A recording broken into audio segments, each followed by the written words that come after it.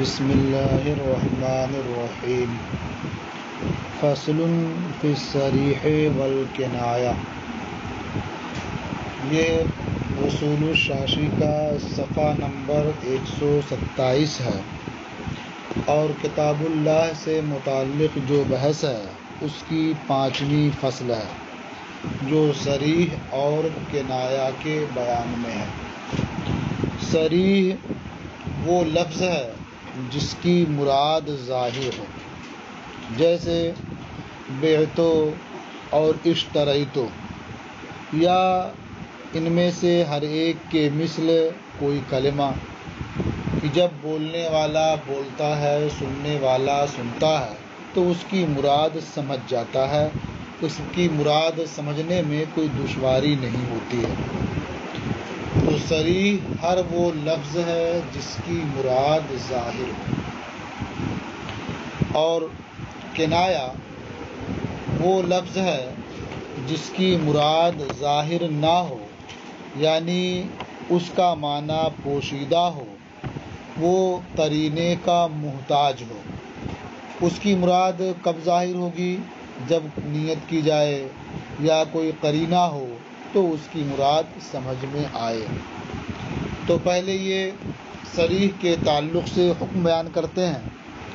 صریح کا حکم یہ ہے کہ اس کے معنی کا ثبوت یہ واجب ہوتا ہے، یعنی لفظ صریح اپنے معنی کے ثبوت کو واجب کرتا ہے، کسی بھی طریقے سے ہو، چاہے وہ صریح خبر کی صورت میں ہو یا صفت کی صورت میں ہو یا ندا کی صورت میں ہو، بہر صورت وہ اپنے معنی کو ثابت کرتا ہے۔ اور اس کا ایک حکم یہ بھی ہے کہ صریح نیت سے بے نیاز ہوتا ہے، یعنی اس میں نیت کی ضرورت نہیں ہوتی ہے، برخلاف کنایہ کے کہ اس میں نیت کی ضرورت ہوتی ہے یا کسی قرینے کی ضرورت ہوتی ہے۔ فصل فی الصریح والکنایہ، یہ فصل ہے صریح اور کنایہ کے بیان میں۔ الصریح لفظ یکون المراد بہ ظاہرا، صریح وہ لفظ ہے جس کی مراد ظاہر ہوتی ہے۔ کقولہ بعتو واشتریتو وامثالہ، جیسے قائل کا قول بعتو میں نے بیچا، واشتریتو اور میں نے خریدا، اور اس میں سے ہر ایک کے مثل جو کلمہ ہو۔ وحکمہ انہ یوجب ثبوت معناہ بأی طریق کان، اور صریح کا حکم یہ ہے کہ وہ اپنے معنی کے ثبوت کو واجب کرتا ہے، اپنے معنی کے ثبوت کا باعث ہوتا ہے۔ جس طریقے سے بھی لفظ صریح آئے، من اخبار او نعت او نداء، مثلا اخبار ہو یا صفت ہو یا ندا ہو، یعنی جس صورت میں بھی جس طرح بھی اس کا استعمال ہو وہ اپنے معنی کے ثبوت کا باعث ہوتا ہے۔ ایک حکم ہو گیا۔ ومن حکم ہی، اور صریح کا ایک حکم یہ بھی ہے، انہ یستغنی عن النیت، کہ وہ صریح نیت سے بے نیاز ہوتا ہے، اس میں نیت کرنے کی کوئی ضرورت نہیں ہوتی ہے، کوئی نیت نہ ہو جب بھی اس کا معنی ثابت ہوگا اور لفظ اپنے معنی کے ثبوت کا باعث ہوگا۔ اب یہ ہے کہ کنایہ اور مجاز پہلے آپ پڑھ چکے ہیں۔ کنایہ اور مجاز میں فرق کیا ہے؟ دونوں کی مراد ظاہر نہیں ہوتی ہے، کیونکہ ان کا معنی موضوع لہو کچھ اور ہوتا ہے، مراد کچھ اور لیتے ہیں۔ تو فرق دونوں میں یہ ہے کہ حقیقت اور مجاز دونوں ایک ساتھ جمع نہیں ہو سکتے، یعنی اگر حقیقت آپ نے مراد لیا ہے تو مجاز مراد نہیں لے سکتے، اور مجاز اگر مراد لیا ہے تو حقیقت مراد نہیں لے سکتے۔ لیکن کنایہ میں یہ ہے کہ صریح اور کنایہ دونوں ایک ساتھ جمع ہو سکتے ہیں کبھی کبھی، اور جمع نہیں بھی ہو سکتے ہیں۔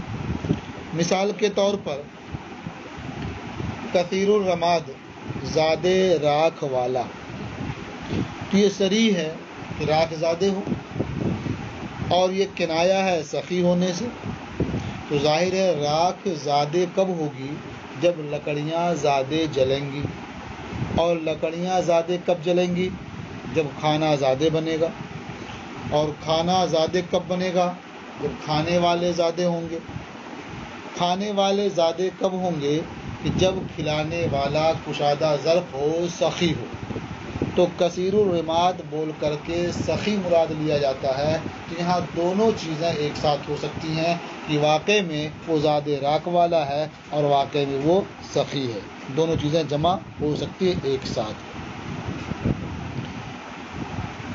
اب صریح کا کی تعریف اور اس کے حکم کے بیان کے بعد کچھ مسائل بیان کرتے ہیں جو اسی ضابطے پر مبنی ہیں. فرماتے ہیں وَعَلَىٰ هَٰذَا قُلْنَا، اور اس بنیاد پر ہم نے کہا. یعنی صریح میں نیت کی ضرورت نہیں ہوتی ہے، لفظ صریح نیت سے بے نیاز ہوتا ہے. ہم نے کہا اذا قال لامرأته انت طالق او طلقتك او یا طالق یقع الطلاق نوى به الطلاق او لم ینوِ. یعنی جب شوہر اپنی بیوی سے کہے انت طالق، تو طلاق والی ہے، تو مطلقہ ہے. تو طالق یہ صفت کی مثال ہے، یعنی صریح صفت کی صورت میں آئے یا خبر کی صورت میں ہو. مثلا شوہر بیوی سے کہے طلقتک، میں نے تجھے طلاق دی. یا ندا کی صورت میں ہو، یعنی شوہر بیوی سے کہے یا طالق. تو خبر کی صورت میں ہو یا صفت کی صورت میں ہو یا ندا کی صورت میں ہو، بہر صورت اس میں نیت کی ضرورت نہیں ہوتی ہے، اور اس کا معنی اور یہ اپنے معنی کے ثبوت کا باعث ہوتا ہے. تو یہ طلاق واقع ہو جائے گی، چاہے مرد ان الفاظ سے طلاق کی نیت کرے یا نہ کرے. وَعَلَىٰ هَٰذَا قُلْنَا، اور اسی بنیاد پر ہم نے کہا اذا قال لامرأته، جب شوہر اپنی بیوی سے کہے انت طالق، یا کہے طلقتک، یا کہے یا طالق یقع الطلاق، طلاق پڑ جائے گی. نوى به الطلاق او لم ینوِ، مرد اپنے اس لفظ سے طلاق کی نیت کرے یا نہ کرے. وَكَذَا لَوْ قَالَ لِعَبْدِهِ، ایک دوسری مثال ہے اسی صریح کی، اس میں نیت کی ضرورت نہیں ہوتی ہے. یوں ہی اگر آقا نے اپنے غلام سے کہا انت حر، یا کہا حررتک، یا کہا یا حر، یہاں بھی صفت اور خبر اور ندا تینوں کی مثالیں ہیں. آقا اپنے غلام سے کہا انت حر، یا کہا حررتک، یا کہا یا حر، ان تینوں صورتوں میں غلام آزاد ہو جائے گا، چاہے آقا نے آزاد کرنے کی نیت کی ہو یا آزاد کرنے کی نیت نہ کی ہو. وَعَلَىٰ هَٰذَا قُلْنَا، اور اسی بنیاد پر ہم نے کہا. یعنی صریح کی مراد ظاہر ہوتی ہے، اس کا معنی ثابت ہوتا ہے، جس طرح سے بھی آئے، جس صورت میں بھی آئے. تو اس بنیاد پر ہم نے کہا کہ تیمم یہ مفید طہارت ہے. ان التیمم یفید الطہارت، تیمم مفید طہارت ہے. لأن قوله تعالی وَلَٰكِن يُرِيدُ لِيُطَهِّرَكُمْ صَرِيحٌ فِي حُصُولِ الطَّهَارَةِ بِهِ، اس لیے کہ اللہ تعالیٰ کا ارشاد وَلَٰكِن يُرِيدُ لِيُطَهِّرَكُمْ یہ تیمم سے حصول طہارت میں صریح ہے، اس لیے کہ تطہیر کا معنی ہی ہوتا ہے نجاست کا ازالہ اور طہارت کا اثبات.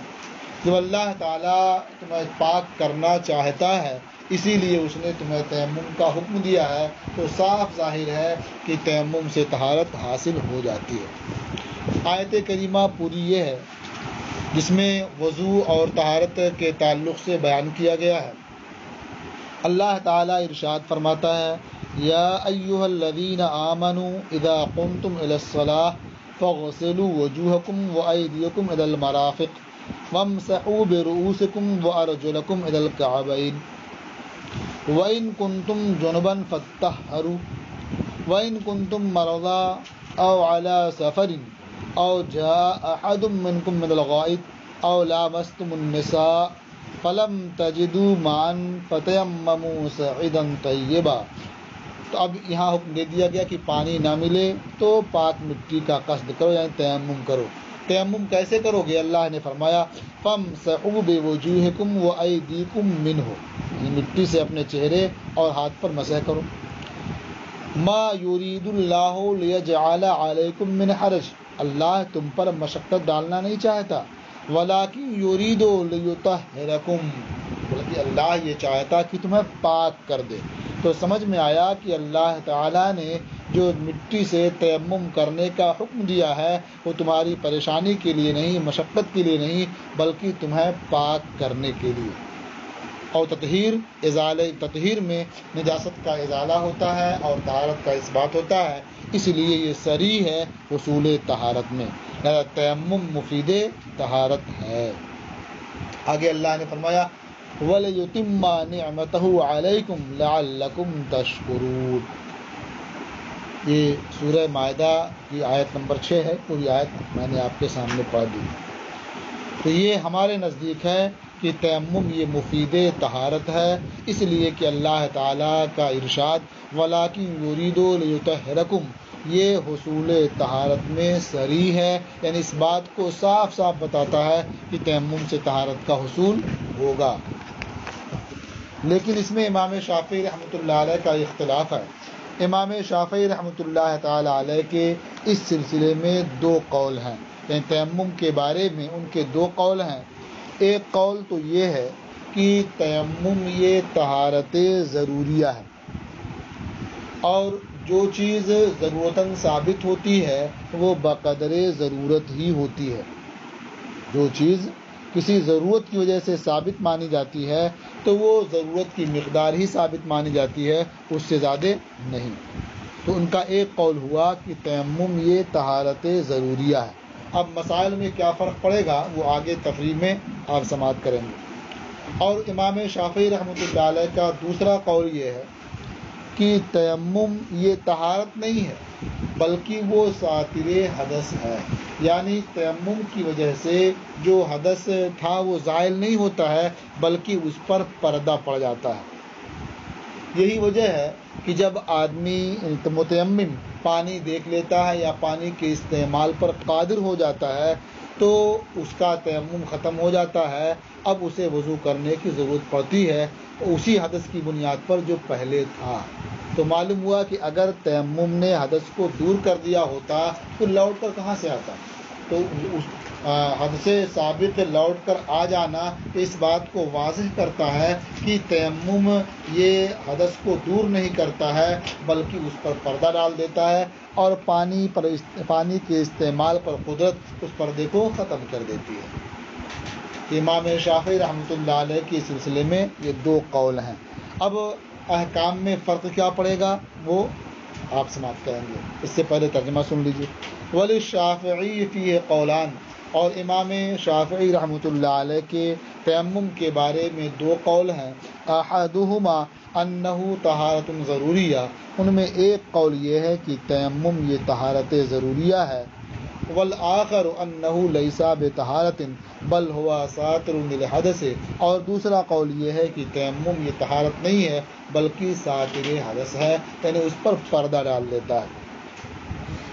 وعلى هذا يخرج المسائل على المذهبين، اور اس اختلاف کی بنیاد پر دونوں مذہب پر مسائل کی تخریج کی جاتی ہے، یعنی ہمارے مذہب کے مطابق بھی اور امام شافعی رحمۃ اللہ علیہ کے مذہب کے مطابق بھی مسائل کی تخریج کی جاتی ہے۔